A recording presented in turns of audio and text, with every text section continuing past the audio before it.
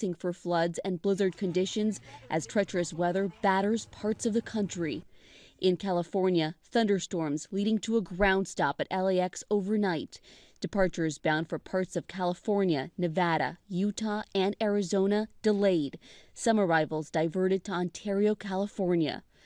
Throughout the state, heavy snowfall hit the ground. Legit snow. Like, no joke, not just a little dusting, but legit snow here in the East Bay Hills, snow on the invasive eucalyptus trees. From Big Bear to Lake Arrowhead, blizzard conditions making it nearly impossible to see. Ice, snow, and wind bringing down power lines, closing highways. Drivers left stranded in the dangerous conditions.